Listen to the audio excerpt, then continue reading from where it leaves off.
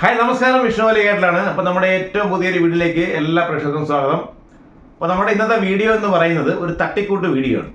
പക്ഷേ ഒരു തട്ടിക്കൂട്ട് വീഡിയോ എന്ന് കരുതി ഇനി തട്ടിക്കളയരുത്.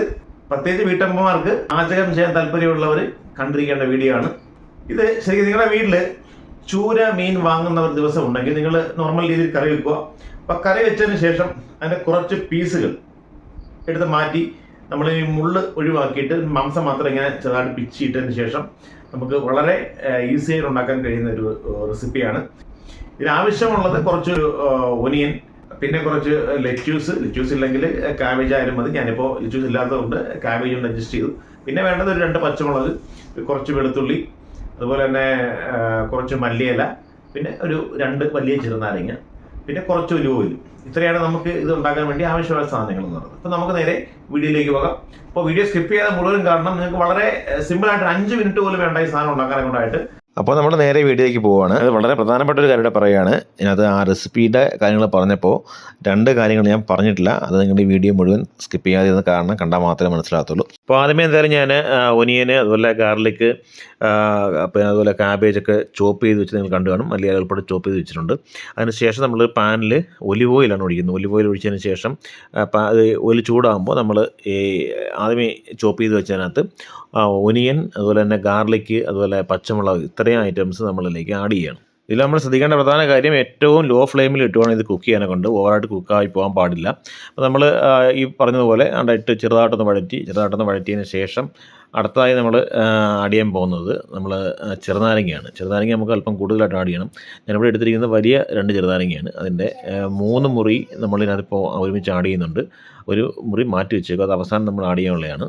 അപ്പോൾ നമ്മൾ ചെറുനാരങ്ങ ആഡ് ചെയ്ത് കഴിഞ്ഞു. അപ്പോൾ അതിനുശേഷം നമ്മൾ ജസ്റ്റ് ഒന്ന് ചെറുതായിട്ട് ഇളക്കി കൊടുക്കുക. അതിനുശേഷം നമ്മൾ കുറച്ച് ഉപ്പ് ആഡ് ചെയ്യും. ഉപ്പ് കുറച്ചിട്ടാൽ മതി. കാര്യം നമ്മൾ മീൻകറി വെച്ചപ്പോൾ ഓൾറെഡി ഉപ്പിട്ട് കാണും. അതുകൊണ്ട് ഓവറായിട്ട് ഉപ്പ് ഇടരുത്, കുറച്ച് ഉപ്പിട്ടാൽ മതി. കാണുന്ന പോലെ കുറച്ച് ഉപ്പിടുക. അതിനുശേഷം നമ്മൾ വീണ്ടും ഒന്ന് മിക്സ് ചെയ്യുന്നു. അതിനുശേഷം നമ്മൾ ഇതിനകത്തോട്ട് ആഡ് ചെയ്യാൻ പോകുന്നതാണ് നമ്മുടെ ഇതിൻ്റെ പ്രധാന ടേസ്റ്റിൻ്റെ ഒരു പ്രധാന ഘടകമാണ്. നമ്മൾ ഒലിവ് ഓയിൽ കുറച്ചുകൂടി കാണുന്നതാണ്. ഒരു ടേബിൾ സ്പൂണോളം ഒലിവ് ഓയിൽ കൂടെ വീണ്ടും നമ്മൾ ആഡ് ചെയ്യുന്നുണ്ട്. ആഡ് ചെയ്തതിന് ശേഷം ഒന്നുകൂടെ ഇളക്കിയതിന് ശേഷം നമ്മൾ ഈ മുള്ള് വേവിച്ച് വെച്ചിരിക്കുന്ന ചൂര മീൻ നമ്മളിലേക്ക് ആഡ് ചെയ്യുകയാണ്. ഇനി നമ്മൾ ഇത് ചൂരമീൻ ആഡ് ചെയ്തതിന് ശേഷം ഒരുപാട് ഉടഞ്ഞു പോകാത്ത രീതിയിൽ ചെറുതായിട്ടൊന്ന് മിക്സ് ചെയ്തെടുക്കുക. ഇതെല്ലാം നല്ല രീതിയിലൊന്ന് യോജിപ്പിച്ചെടുക്കുക. അതിന് ശേഷം നമ്മൾ ആഡ് ചെയ്യാൻ പോകുന്നത് നമ്മളിപ്പോൾ ഈ കാണുന്ന വെജിറ്റബിൾസ് നമ്മൾ ചോപ്പ് വെച്ചിട്ടുണ്ട്. അതിനകത്ത് കുറച്ച് കാബേജ്, ലെറ്റ്യൂസ് ഉണ്ടെങ്കിൽ ലെറ്റ്യൂസ് ആഡ് ചെയ്യുക. അതിന് ശേഷം നമ്മൾ മല്ലിയില കൂടി ഇതിനകത്ത് ആഡ് ചെയ്യുക. ഇപ്പോൾ ശരിക്കും നമ്മുടെ ഈ കുക്കിങ്ങിൻ്റെ ഒരു 90% കഴിഞ്ഞിരിക്കുകയാണ്. അപ്പോൾ നമ്മളിപ്പോൾ ഈ വെജിറ്റബിൾസ് ആഡ് ചെയ്തതിന് ശേഷം ഒരുപാട് ഇത് കുക്കാവാൻ പാടില്ല. ഇതിപ്പോൾ അത്യാവശ്യം എന്താ പറയുക, ആ സ്പോട്ടിൽ തന്നെ നമ്മൾ എടുക്കുകയാണ്. അപ്പോൾ ഇത് ഇട്ടതിന് ശേഷം നമുക്ക് ഇതിനകത്ത് പ്രധാനമായി ടേസ്റ്റ് വരുന്ന മറ്റൊരു സംഭവം നമ്മൾ ആഡ് ചെയ്യാൻ പോവുകയാണ്. നമ്മുടെ ബ്ലാക്ക് പേപ്പറാണ് നമ്മൾ ആഡ് ചെയ്യാൻ പോകുന്നത് അടുത്തായിട്ട്. ഇതൊന്ന് മിക്സ് ചെയ്തതിന് ശേഷം നമ്മളിതിനകത്തേക്ക് ഒരു 1.5 ടീസ്പൂണോളം ബ്ലാക്ക് പേപ്പർ ആണ് ഞാൻ ആഡ് ചെയ്തിരിക്കുന്നത്. ഈ ബ്ലാക്ക് പേപ്പർ ആഡ് ചെയ്യുക.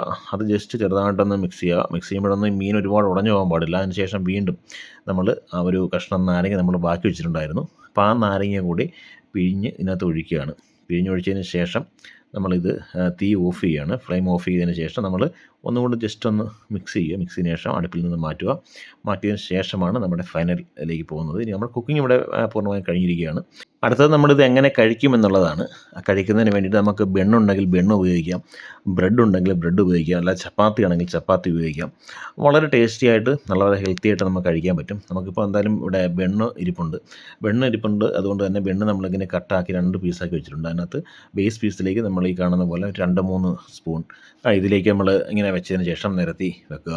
അതിനുശേഷം നമ്മൾ ഇതിൻ്റെ മുകൾ ഭാഗം വെച്ച് ക്ലോസ് ചെയ്തതിന് ശേഷം നമുക്കത് കഴിക്കാം. ഇതിനകത്ത് ശരിക്കും മയോണൈസ് കൂടെ ആഡ് ചെയ്താൽ കൊള്ളാം, അത് വേണമെന്നില്ല. അപ്പോൾ ഇത്തരത്തിലാണെങ്കിലും കഴിക്കാം. വളരെ ടേസ്റ്റിയും വളരെ ഹെൽത്തിയുമായിട്ട് നമുക്ക് വളരെ പെട്ടെന്ന് വളരെ സിമ്പിളായിട്ട് ഉണ്ടാക്കാൻ പറ്റുന്ന ഒരു നല്ല റെസിപ്പിയാണ് ഇത്. കുട്ടികളൊക്കെ നല്ല രീതിയിൽ ഇഷ്ടപ്പെടും. കുട്ടികൾക്കും മുതിർന്നവർക്കൊക്കെ ഇഷ്ടപ്പെടാൻ സാധ്യതയുള്ള ഒരു റെസിപ്പി തന്നെയാണ്. എന്തായാലും നിങ്ങൾ ഇത് വീട്ടിൽ ട്രൈ ചെയ്ത് നോക്കിയതിന് ശേഷം നിങ്ങളുടെ അഭിപ്രായങ്ങൾ വീഡിയോയിൽ കമൻറ്റ് ചെയ്യുക. നമ്മൾ ശരിക്കും ഹോട്ടലിലൊക്കെ പോയി ഇതുപോലെ ഒരു ട്യൂണ ബർഗർ വാങ്ങുകയാണെന്നുണ്ടെങ്കിൽ എനിക്ക് തോന്നുന്നത് മിനിമം ഒരു 150 രൂപയ്ക്ക് മുകളിൽ അവർ ചാർജ് ചെയ്യും. അതൊന്നും ആവശ്യമില്ല. നമുക്ക് ശരിക്കും വീട്ടിൽ ചൂര മീൻ വെക്കുന്ന സമയത്ത് ഒരു 3-4 കഷ്ണം മീൻ ഇങ്ങനെ മാറ്റി വെച്ച് നമുക്ക് ഇതുപോലെ പിള്ളേർക്കൊക്കെ വയറ് നിറച്ച് അവർ കൊണ്ടുവന്ന് കഴിച്ചോളും. നല്ല ഹെൽത്തിയുമാണ്, നല്ല ടേസ്റ്റിയുമാണ്. അപ്പോൾ എന്തായാലും നിങ്ങളുടെ അഭിപ്രായങ്ങൾ പ്രതീക്ഷിക്കുന്നു. അപ്പോൾ ഇനി മറ്റൊരു വീഡിയോയിൽ കാണുന്നവരെയും ദിസ് ഈസ് വിഷ്ണു വലൈകാട്ടിൽ സൈനിങ് ഓഫ്. ബൈ.